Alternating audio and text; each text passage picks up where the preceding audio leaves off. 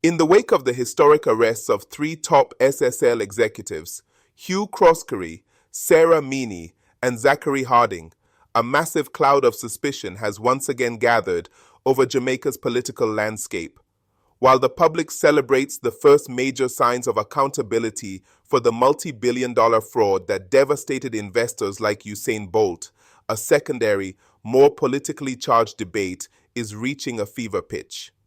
Today on Jamaica News Report, we are asking the question that has divided dinner tables and social media feeds across the island. Did Prime Minister Andrew Holness really have inside knowledge before withdrawing his funds from SSL? In this video, we examine what the Prime Minister knew, and more importantly, when did he know it? Before we proceed, please hit that like and subscribe to the channel right now. It will really help our community grow. Plus, you will receive notification when we release more content like this in the future. To understand the weight of this question, we have to look at the timeline. Long before the public knew that $30 million had vanished from over 200 accounts, there were whispers within the financial sector that things at SSL weren't quite right. We now know that the Financial Services Commission had been monitoring the firm for years, issuing several warnings that went largely unnoticed by the general public. It was during this period of private instability that Prime Minister Holness reportedly made significant moves regarding his own investments. The core of the controversy lies in the timing of his withdrawals. Critics argue that as the head of government, the Prime Minister has access to intelligence and regulatory reports that the average Jamaican simply does not see.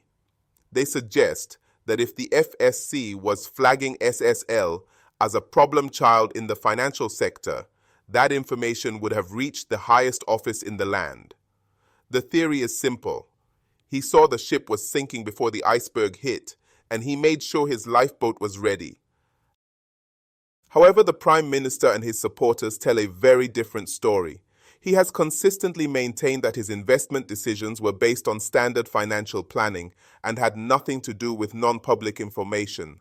In various statements, he has pointed out that he too was an investor who could have just as easily been a victim if his timing had been different.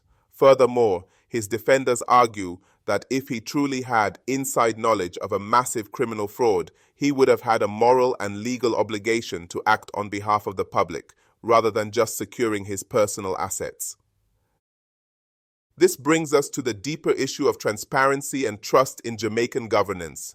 In a country where the big fish are often seen as untouchable, the perception of an unfair advantage can be just as damaging as the reality.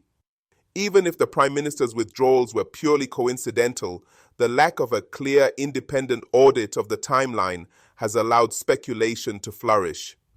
Many Jamaicans are asking, if the FSC knew there was trouble as early as 2017, why wasn't the public warned? And did those at the top of the political ladder get a nudge and a wink that the rest of us didn't?